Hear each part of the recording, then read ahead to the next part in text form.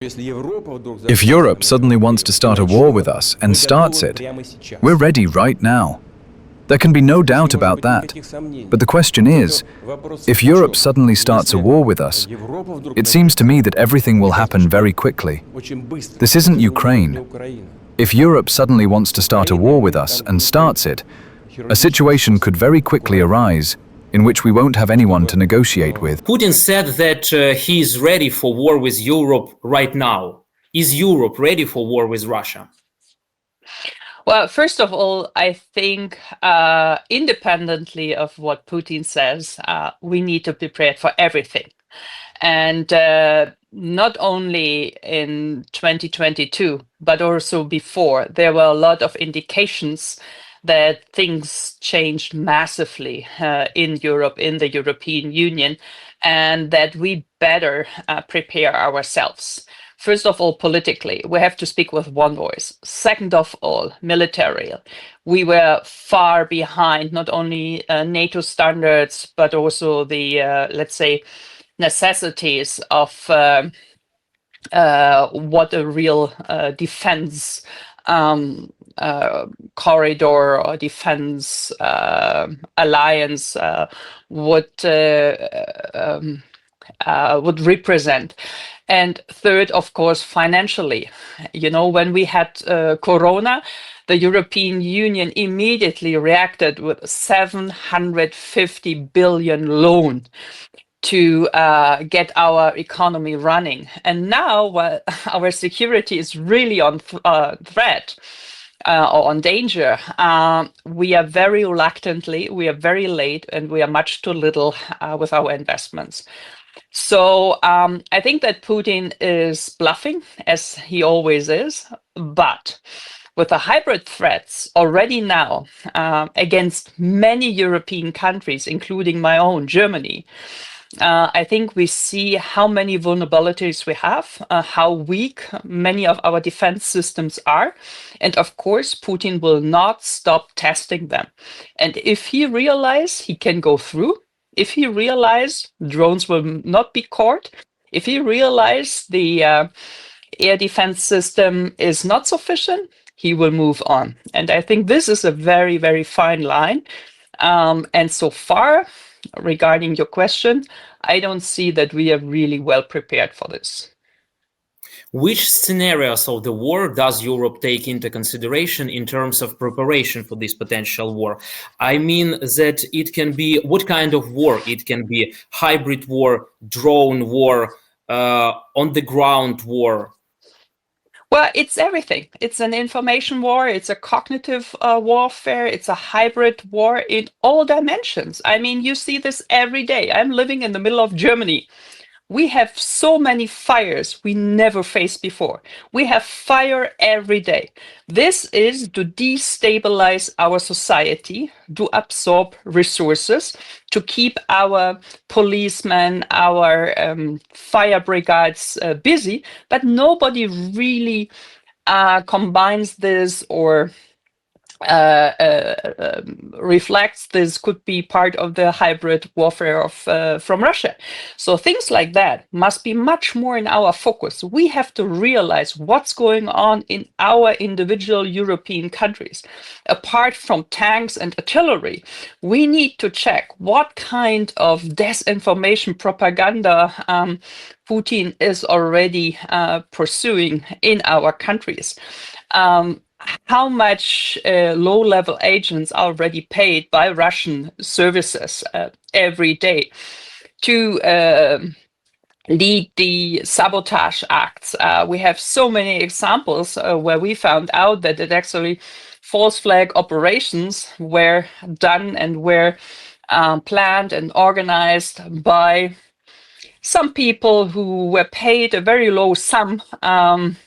And in the end, the creator or the origin or the root causes of this were the Russian FSB or GRU or other services. So all of this, I would like to see to be tackled in a much more offensive way. We also need to create offensive tools to show Putin that we are ready and we are able to protect ourselves, to defend ourselves, but also in the end to attack Russia if they attack us. And here I would say we are much too cautious, we are much too reactive, we are much too slow, and we still think anything which we would do would escalate, but it is the opposite. It's the contrary.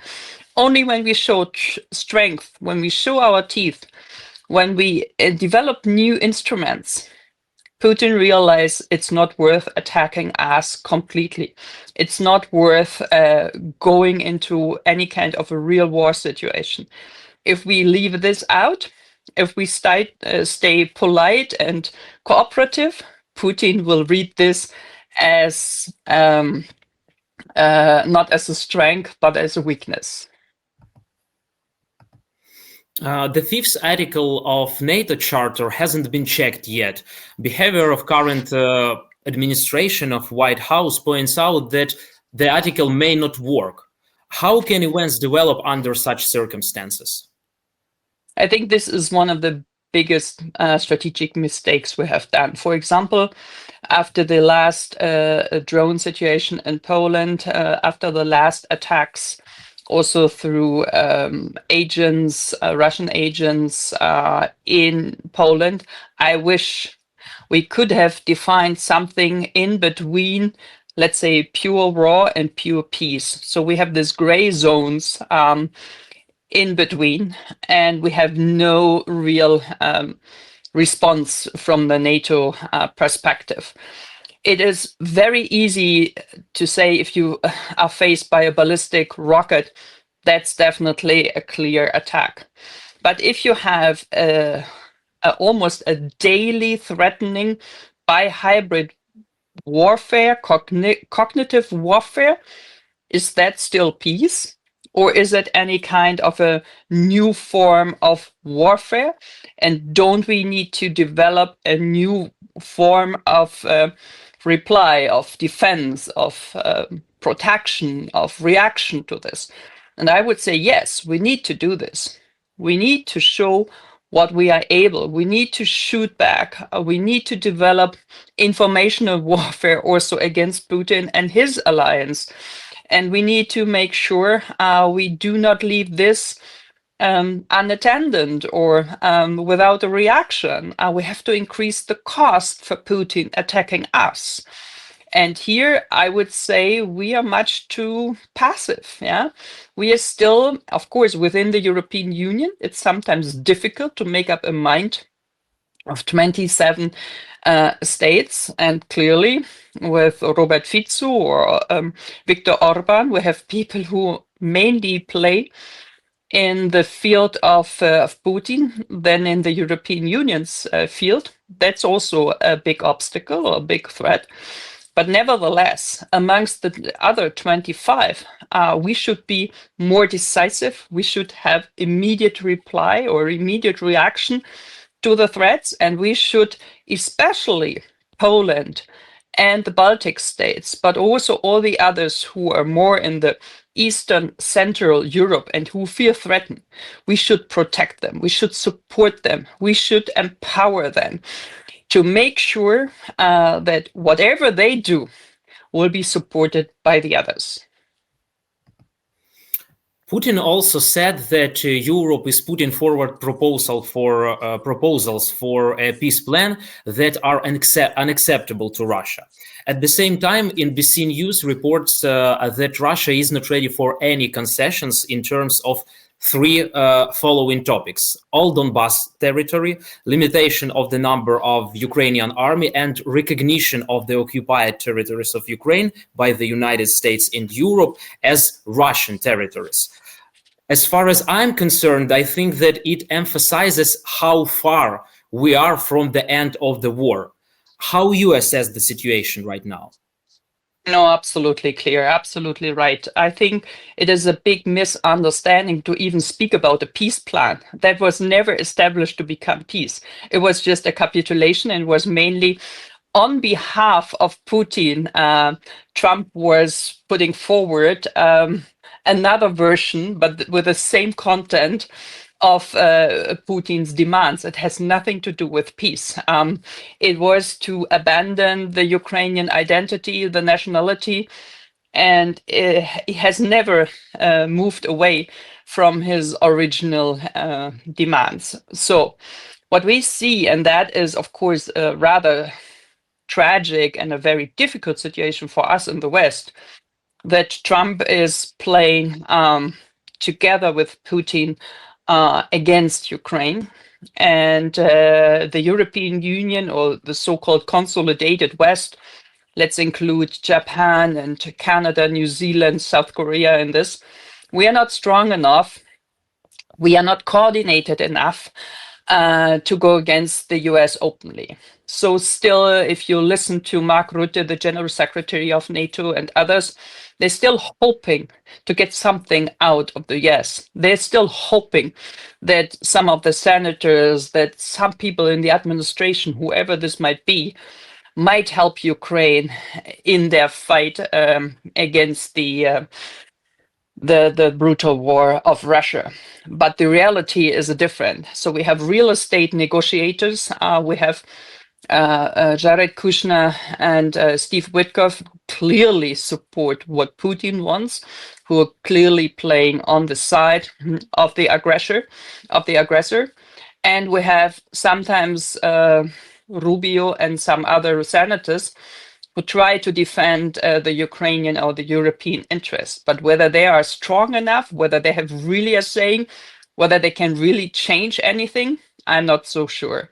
The only thing and the only means which could change something would be military force, military strength, or military capabilities. And here we're still lacking of what is needed.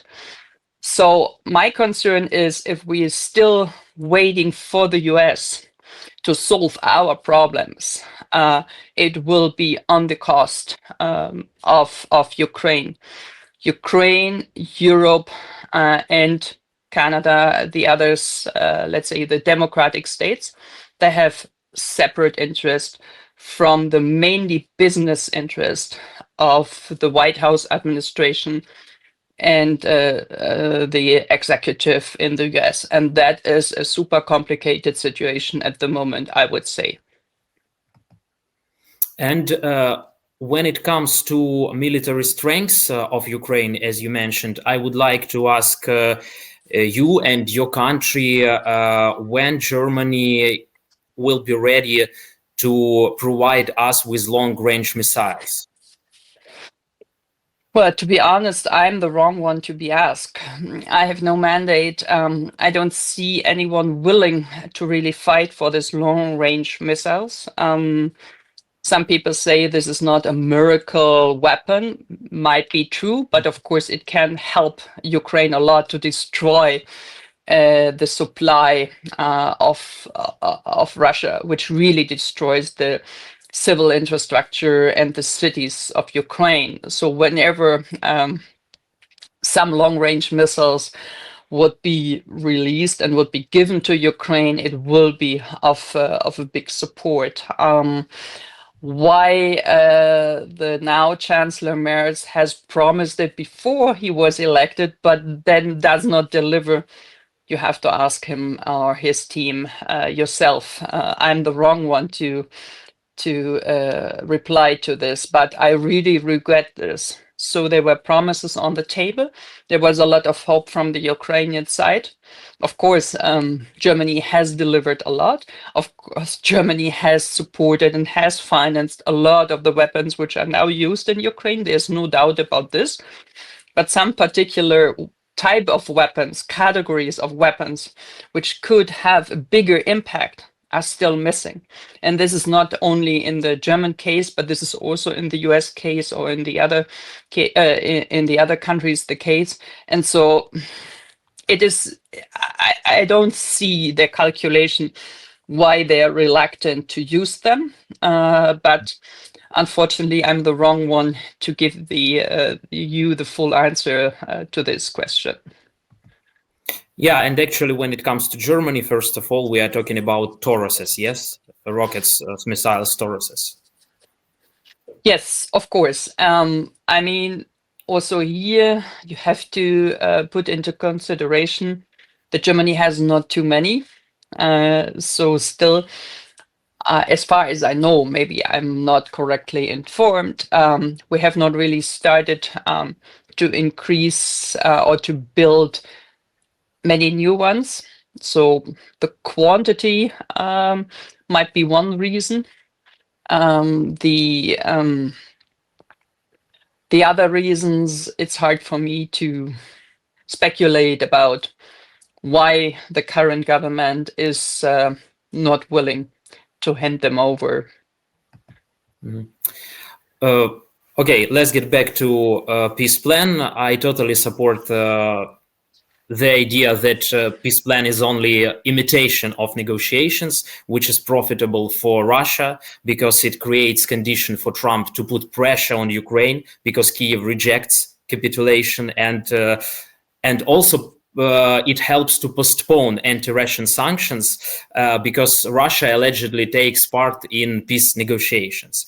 Do you generally believe that this plan can be effective? Well, it depends what will be the final version of this so-called plan. I mean, if we really can integrate some of the key demands from Ukraine, like NATO accession, like a big army, like reliable security guarantees, and so on and so forth, if this is not rejected by the US so-called negotiators, I think we can work at least with it. But this is for me essential to have the key demands of Ukraine as the top priorities for US to put forward this plan without considering Ukraine's safety demands. It is completely useless. And whether Trump is willing to fight for Ukraine so far, I mean, he is super wobbly. He says something in 1 minute and something else in the next minute. You cannot rely on his promises. So that's why I'm coming back to the European part or the European role. If we are stronger, if we are able to not only formulate what Ukraine should do or what Ukraine can ask from us, but we can also deliver those equipment and also maybe soldiers for security guarantees and many more things which are needed for Ukraine.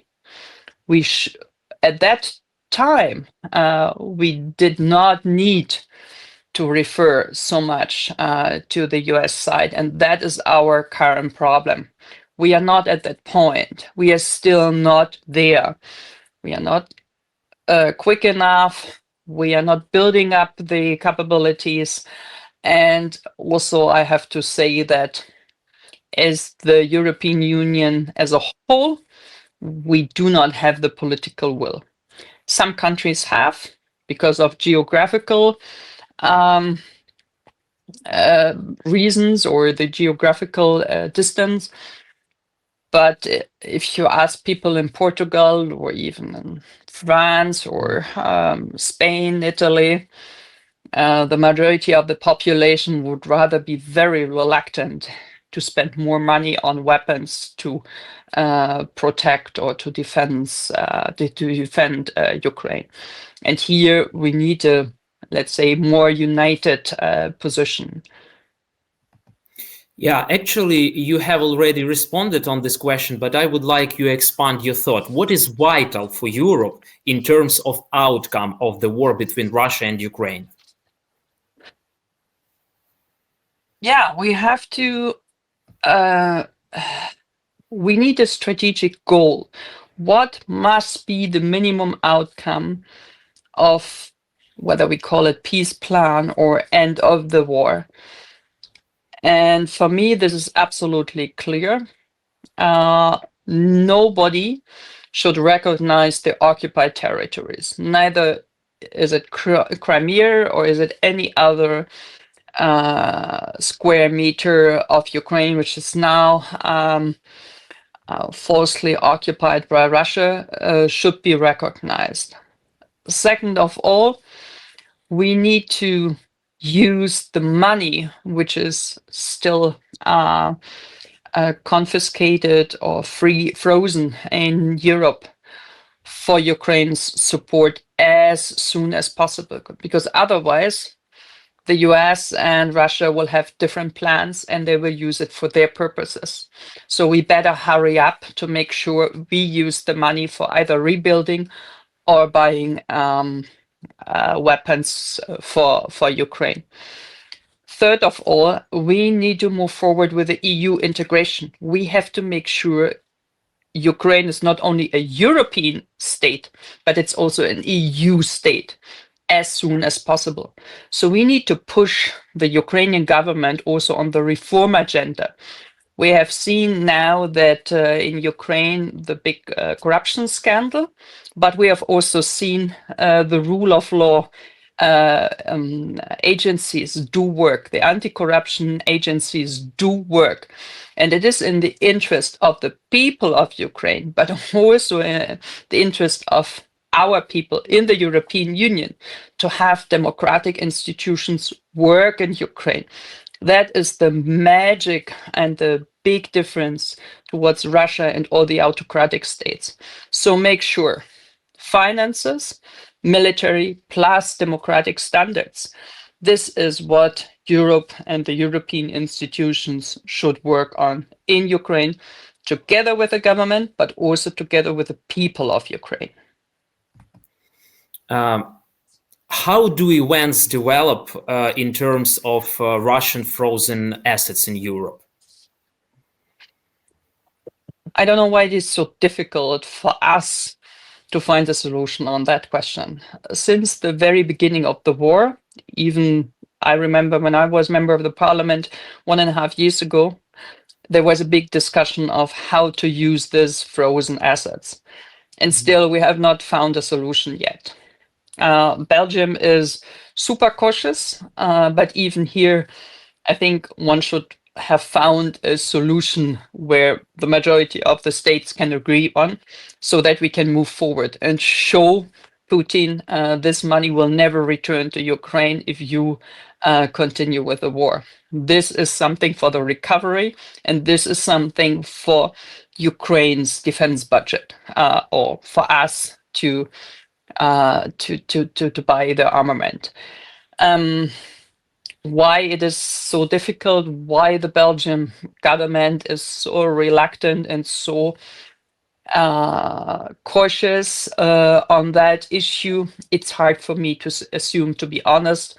I think there were so many proposals on the table already, and there were so many talks on that issue for years now. It is actually quite a success for Putin that he sees we are not able to act on one of this, let's say, rather easy task. Yeah. So if he moves forward with Trump sooner and quicker than we do, that is one of the biggest victory for Russia, and we should not allow this to happen.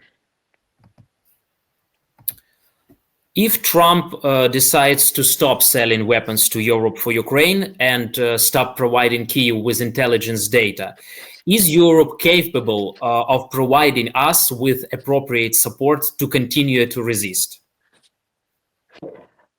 Well, I'm not a military expert, neither I'm an intelligent expert, but everything I've heard is this will be very difficult.